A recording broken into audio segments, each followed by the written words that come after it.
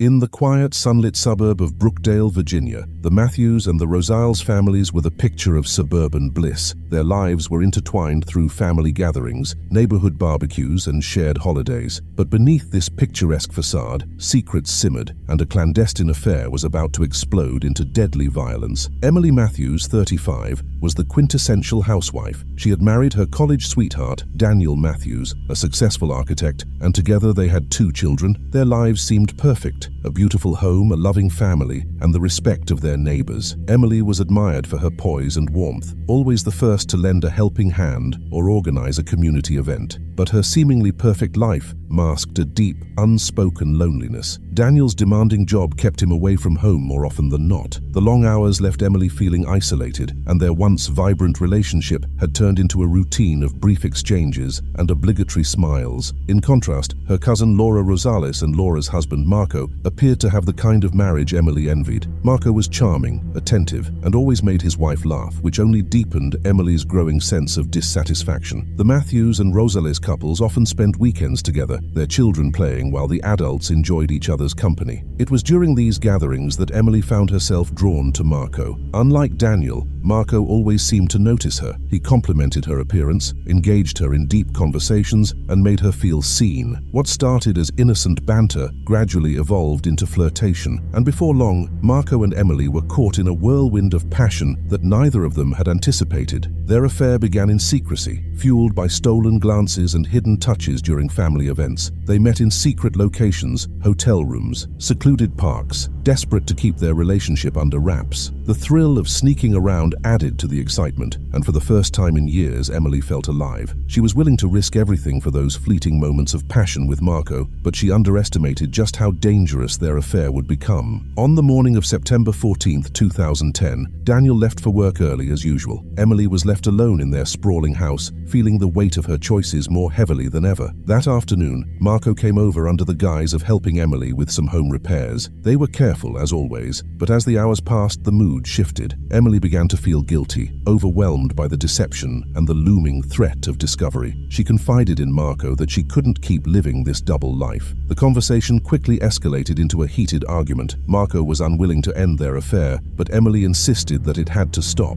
She threatened to confess everything to Laura if Marco didn't leave her alone. Marco, desperate to maintain control, tried to calm her down, but Emily was resolute. The tension between them reached a breaking point, and in a moment of rage, Marco grabbed a heavy candlestick from the mantel. The blow came swiftly, and Emily collapsed onto the floor, blood seeping into the beige carpet. Panicked, Marco stared at what he had done. The woman he had claimed to love now lay lifeless before him. In his shock, Marco fled the scene, leaving Emily's body behind. As he sped away, his mind raced with thoughts of how to cover his tracks, but the once meticulously hidden affair was about to come crashing into the open, dragging both families into a nightmare of betrayal and murder. The discovery of Emily Matthews' body sent shockwaves through the quiet streets of Brookdale. It was Daniel who found her, returning home earlier than expected after a cancelled meeting. The moment he stepped inside, he knew something was wrong. The house was eerily quiet, and a chilling sense of dread gripped him as he walked through the hallway. Then he saw her, Emily, sprawled on the living room floor, blood pooling beneath her head. Daniel's frantic 911 call echoed with confusion and heartbreak. Paramedics and police arrived swiftly, but it was too late. Emily was pronounced dead at the scene, and the house was quickly secured as a crime scene. Detective Sarah Collins, known for her meticulous attention to detail and tenacity, was assigned to the case. Collins, a seasoned investigator, immediately sensed that this was no random break-in. There were no signs of forced entry, and nothing appeared stolen. The crime seemed personal, intimate, suggesting that the killer was someone Emily knew. Interviews with neighbors provided little insight. No one had seen or heard anything unusual. Daniel, still in shock, was questioned first. His alibi for the time of the murder was confirmed by his co-workers, and despite his visible grief,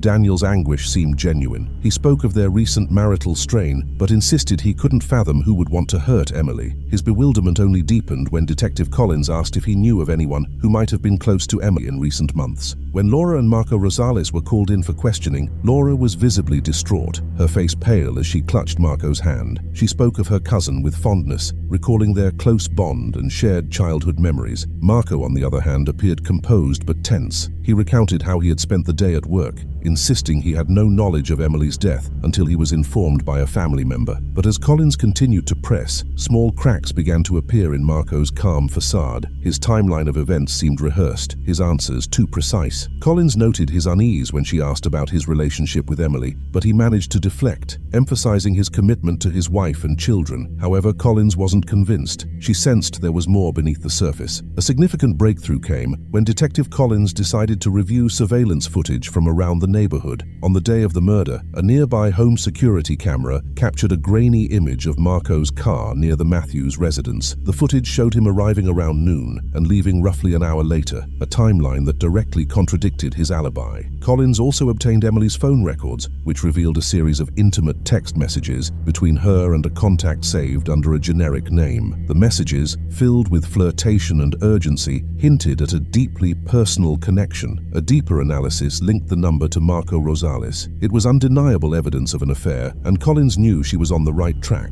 When confronted with the evidence, Marco's composure finally crumbled. Under the weight of mounting proof, he confessed to the affair but adamantly denied killing Emily. He painted their relationship as an intense but ultimately misguided fling, claiming that their last meeting had ended in a heated argument. According to Marco, Emily had threatened to expose their relationship to Laura, pushing him into a state of panic, but he insisted he left her alive. Despite his denials, Marco's story did little to sway the investigation. The evidence painted a different picture, one of a man trapped in his own lies, whose passion and fear drove him to commit the unthinkable. Collins continued to piece together the timeline, and every detail further implicated Marco as the prime suspect. With Marco's alibi shattered, the text messages exposed, and the surveillance footage placing him at the scene, Detective Collins was ready to make her move. She obtained a warrant for Marco's arrest on suspicion of murder. As officers moved in to take him into custody, Marco's attempts to maintain his innocence fell on deaf ears. The community, once united in grief, was now torn apart by betrayal and anger. Marco Rosales' arrest marked the beginning of a sensational trial that captivated the small town of Brookdale and beyond. The media swarmed the courthouse, eager to cover every twist and turn of the case that had shattered the facade of suburban tranquility. For many, the trial was more than just a legal proceeding. It was a spectacle that laid bare the hidden secrets and dark desires lurking beneath the polished exteriors of ordinary lives. The prosecution wasted no time building a damning case against Marco. They painted him as a man driven by his ego and desire, whose affair with Emily Matthews had become a dangerous obsession. The evidence was presented meticulously. The surveillance footage that placed Marco at the crime scene, the incriminating text messages that revealed the depth of their illicit relationship, and the inconsistencies in Marco's statements that betrayed his attempts to cover his tracks. Prosecutor Linda Harris, known for her fierce determination and sharp wit, delivered a compelling narrative. She argued that Marco had been unable to bear the prospect of losing control over his double life. When Emily threatened to expose their affair, Harris contended, Marco's desperation turned deadly. The prosecution emphasized the violent nature of the attack, pointing to the blunt force trauma that had taken Emily's life. Harris described the final moments of Emily's life in stark detail, capturing the jury's attention with the tragic image of a woman betrayed by the man she thought she loved. Throughout the trial, Marco's defense team struggled to counter the weight of the evidence. They argued that there was no direct proof linking Marco to the actual act of murder, suggesting instead that someone else could have used the affair as a motive to frame him. They pointed to the lack of physical evidence, such as fingerprints on the weapon, to suggest reasonable doubt. However, the defense's arguments were largely overshadowed by the overwhelming circumstantial evidence, which painted a clear picture of Marco's guilt. The testimonies during the trial were particularly harrowing. Daniel Matthews took the stand, his voice trembling as he recounted finding his wife's body. His pain was palpable, and his shock at discovering her affair with Marco added a layer of personal tragedy to the already heart-wrenching proceedings. Daniel described Emily as a devoted mother who had been struggling with loneliness, but he also admitted that he had no idea how deeply unhappy she had become. His testimony was a stark reminder of the real human cost behind the crime. Laura Rosales' appearance in court was equally emotional. She described her husband's betrayal as a knife to the heart, a wound that would never fully heal.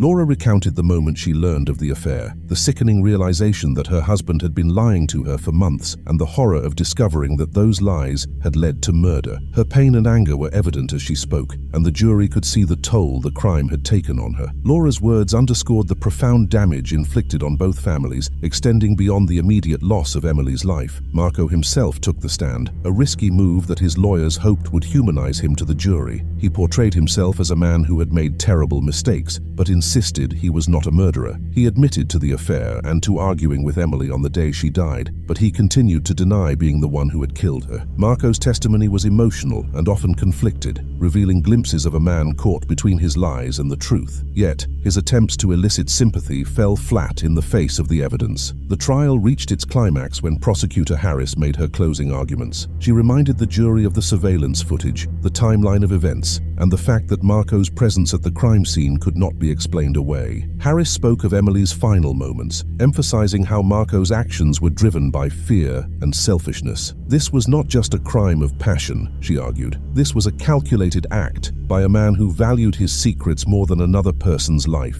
After days of deliberation, the jury returned with a verdict, guilty of second-degree murder. The courtroom erupted in gasps and whispers as Marco sat in stunned silence, his face pale as the reality of his fate set in. He was sentenced to 20 years in prison, with the possibility of parole after 15 years. It was a harsh but fitting end for a man whose reckless choices had destroyed so many lives. In the aftermath of the trial, the Rosales and Matthews families were left to pick up the pieces. Laura filed for divorce from Marco, choosing to move away from Brookdale with her children in an effort to escape the painful memories. The once close bond between the families was irrevocably severed, leaving a void where there had once been trust and affection. Daniel, still grappling with the loss of his wife and the betrayal that had preceded it, decided to stay in Brookdale for the sake of his children. He turned his focus to being the best father he could be, despite the constant reminders of the life he had lost. The Matthews home, once filled with laughter and warmth, now stood as a somber testament to a past that could never be reclaimed. Brookdale itself was forever changed by the tragedy. Neighbors who had once felt secure in their small community now viewed each other with suspicion, haunted by the knowledge that beneath even the most perfect lives, darkness could lurk.